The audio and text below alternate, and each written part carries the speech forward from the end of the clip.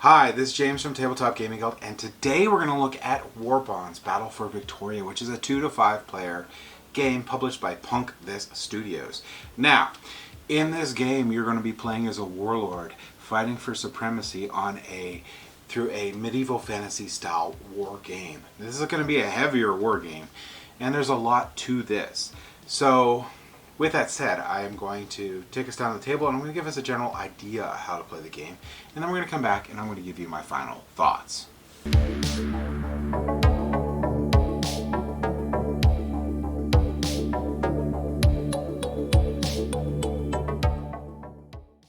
Okay, so this is Warbonds Battle for Vitoria.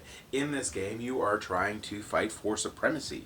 How do you do that? Well, in this game, you're going to try to win one of three different ways. You're going to defeat all the opponents, either by destroying their war camp or their warlord.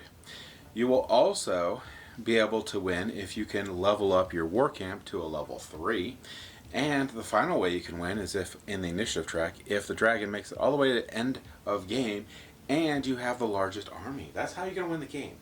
So I'm not really going to go over the rules of the game. I'm just going to go over like the general idea and some of the cool elements of the game. If you want to see the rules on the game, I highly recommend you go over to their website, and they have some tutorial videos on how to play the game, and they have what I would call a living rule book on their website. They update it to be more clear. It has an errata in it. They've reorganized the rule book a little bit, and it is just the one you want to look at if you have questions about the game. It does come with a rule book, so this is the Warbonds Battle for Vitoria Apprentice rules. So this is the apprentice version of the game. There's a master version of the game too, which is much bigger, and as you can see, it says Alpha Edition on there. I have read through these rules, and I will say that they have updated the rules on their website, and I like the updated rules. So they do take a lot of input from people that play the game on things that should be, changed or clarified in the rule book, and they do it. So I really like that, and I really appreciate it. So if you want to look at the rules, go to their website. That's the best way of doing it. This is a very complex game, so if you like strategy war games like I do, and you're okay with it being a little heavy, this is probably going to be for you. So throughout this game, you're going to be moving out your warlords. You're going to be deploying units. Your warlords themselves are going to, each player gets a unique warlord. So in this case, we have this warlord here. This warlord has 30 health. It has a movement of 6, and it has all these abilities that it can do, which is very, very important. Now you're going to need to use what are called leadership points. There's a whole tokens right here, and you can fire off these really cool abilities throughout the game. You can get leadership points by converting your loyalty to it and other ways throughout the game. Each one has unique ways of gaining loyalty points, which is really good. And pay attention to it, and each of these are very different. So they have all sorts of really cool things, and they're all very different from one another. So that's part of what I want to get into in this game, where there's no luck. There's absolutely no luck in this game. In this game, you're going to deal with the nuances of a ton of different units and your warlords and their interaction. So that takes over for the lack of randomness and allows the game to be a pure strategy game, but not be bogged down and make it abstract as much. So I do appreciate that. I think that's really, really cool. So all your warlords have different abilities on them, different movement, all different things, but you can also spawn units throughout the game. And when you spawn units throughout the game, you're actually going to take a look at your warlord, and your warlord's going to have, should have left it on there on this, it has an alignment. So it's either going to be good or evil. I'll show you where it's at, actually. Right there. Right there. And you can only, if you're good, you can only spawn good or neutral units. If you're evil, you can only spawn evil or neutral units. So that's important to know. And there are a ton of units. There's no real restriction beyond the fact that you have to meet alignment rules for what units that you can plop out on the board, at least in the apprentice rules, unless I miss something.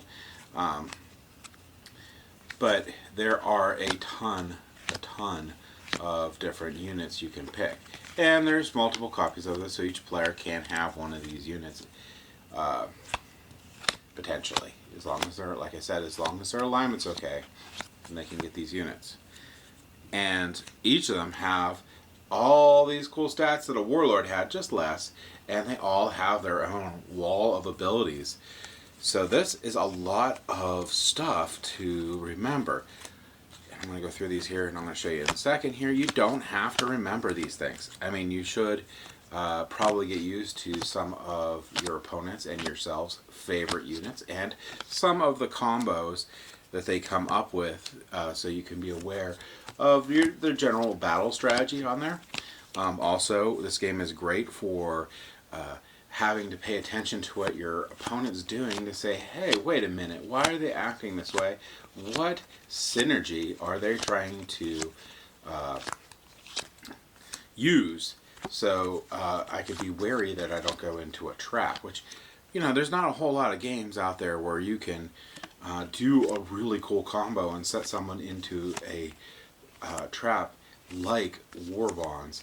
So I do really appreciate that. So as you can see, there's a ton of different units that you could pick up throughout the game. And like I said, you don't need to remember them because every single player is going to get one of these guides. And this is the Warbonds Battle for Victoria Player Guide. Also Alpha Edition, and it's also updated on their website. But what you're going to do is this basically gives you a synopsis, like icons and symbols and terms in there. So if you have any questions, they're in here, so it's really nice. But this is the most important thing. This is a detailed guide on every single unit that's in the game, including warlords. So you could take a look at your opponent's warlord, take a look at what the units they're moving around, and see what type of synergy they're trying to run. Also, this is sort of like your buying guide for deploying your units. You'll be using this a lot.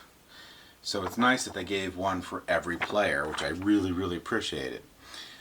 You also will have a little cheat sheet card here that will help you out too. Although the bulk of it will be going through this book, so I do really appreciate that that exists. Throughout the game, what you're mainly going to be using is this initiative track. I'm going to bring it up over here a little bit so you can see it better. So with this initiative track, you're going to have your units on this board here, and you are going to move along the initiative track, and you're going to be able to do each unit in turn. So this unit will get to go, and then this unit will get to go, and if there's more, we'll go down here. Then it'll go to the next column, go down, and so on and so forth till it gets over here. Then the war camps get to go, and war camps can attack, and everything can attack in this game, so just remember that. So war camps can attack in this game. You can do it down here, replay or collect, and then you can do unit recall. You can do all this cool stuff here, and then you're going to do the end of round wrap up, and the end of round wrap up includes moving the dragon, which we'll go in a second. You can concede if you believe that you don't have a chance of winning at that point, just to you know, not prolong the game if necessary. I don't know that that happens too often. It didn't happen for us.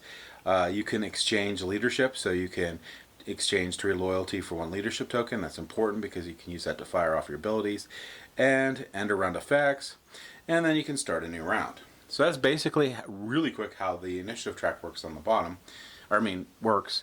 And then on this bottom here where you have the dragon, you're going to go along here in the game. Each round it'll go along here, and then if you make it here, the game will immediately end. We're going to go over what you could do when your units get activated, and you can move them on the board. But for a second here, each round when the dragon moves, you get to do something different. War speech, you can gain your loyalty, or you can gain leadership here, which is what loyalty makes it very important during the game. Because for persuade, what you can do is you can steal an opponent's unit. If they don't have enough loyalty on it, you can take it, which is really cool and a really big reason for why you want to have loyalty on your units, because you don't want to lose them. Influence the public bid. That is one of the ways that you can level up your war camp. If you win the bid, you will gain 2 of the war tokens towards leveling up your war camp. The other way that you can get war tokens in the game is you can defeat an opponent. If you defeat an opponent, you'll get 3 of them, and that gives you a level up. 3rd level, once you get there, you win. So that is a big way of winning the game, and another way throughout the game that you want to try to make sure that an opponent who's already defeated an opponent isn't the person that defeats another one. So, if possible. So yeah, so the dragon will go across and you'll get to do all different things on there. So that's really, really quickly, and I just messed up this board, how the initiative track works. So I'll reset this here a little bit.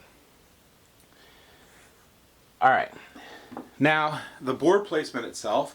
So this board placement itself, there is recommended setups in the rule book for the game. Later on, you can do setups that are driven by yourself, but when you start, you just want to use one of those. When a unit is initialized, you can use their movement and perform one action. So if it's my turn, I can move my warlord, or my warlord's turn, I can move my warlord, and then I can use an action to attack. You get one action. So I can use an action to an attack. I can use an action, if I'm a warlord unit, to duel another warlord. If I duel another warlord, so if I'm adjacent to this warlord here and I duel them, you actually go through this dueling track here. And you will keep going through this until one of the warlords retreats or dies. Probably going to retreat because you don't want to lose the game. The cool thing about dueling is you can gain loyalty for all your units around it. You can cause an opponent to lose loyalty. And a lot of times with how this mechanism works here, warlords are going to keep units around them with a lot of loyalty. So there's a little bit of a game of chicken here where you're looking at your opponent and they're moving warlords and the units together, and you're moving yours together, and that can restrict you in the game. So when do you want to start branching out and maybe attack the opponent's base, or you're going to try to position it so you just get the advantage on the opponent's warlord? Again, no luck. There is dice in this game, but the dice is only used to track damage.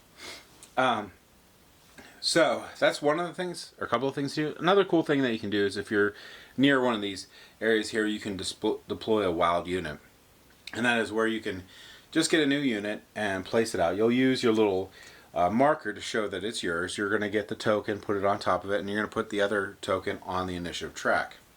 That unit is disabled, so even if the initiative marker makes it to it, it won't be able to be used this round. So you'll be able to deploy new units, but they won't be able to be used until the next round.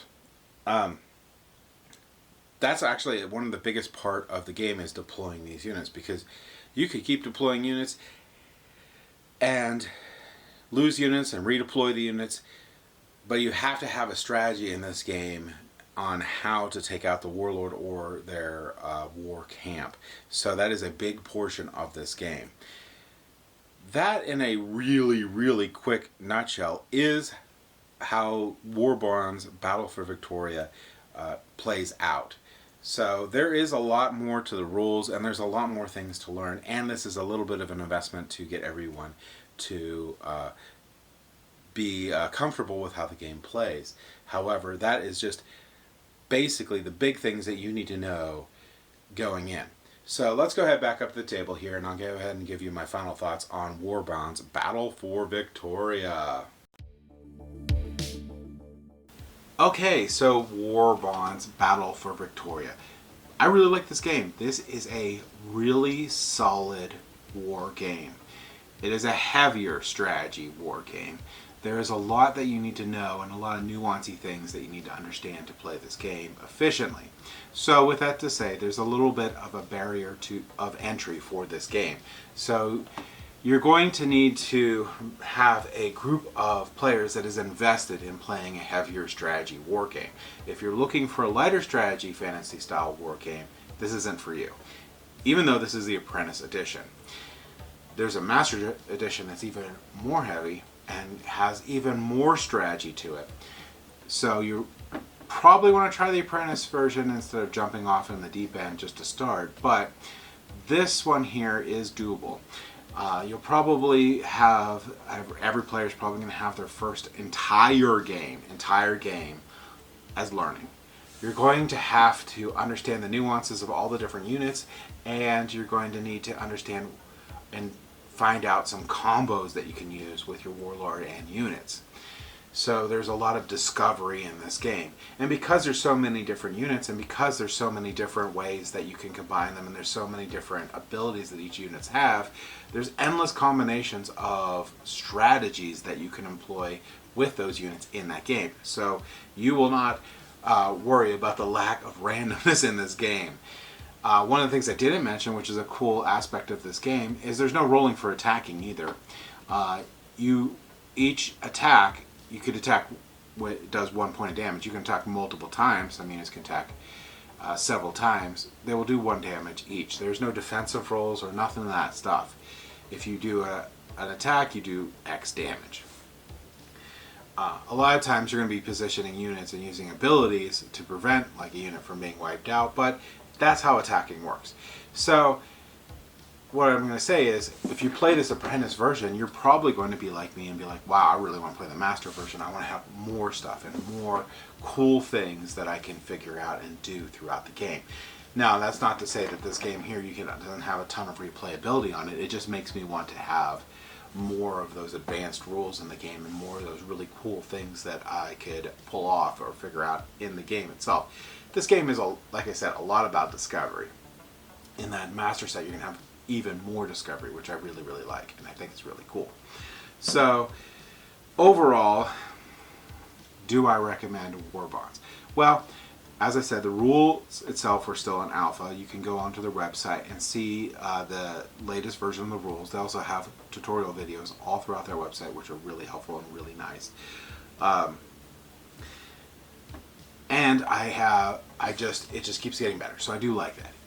If you aren't into a heavy strategy game, even for the Apprentice version, I probably would not recommend it. But however, if you have a group that is into heavy strategy war games, this, especially fantasy ones, I would recommend checking this game out.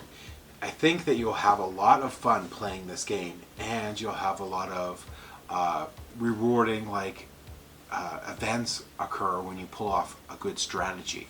That is amazing in a strategy war game, when you are able to figure out something that no other players have, and be able to pull off a maneuver and be successful at it. Wow, really good. And you get that feeling from this game fairly frequently when you can figure out those combos. Really good. And especially if you have a group that is into heavier war games that are chit-based games, because this is chits. Yeah, check this out. This is going to be great. So, keeping that in mind, that's my recommendation for Warbonds Battle for Vitoria. Thank you for watching.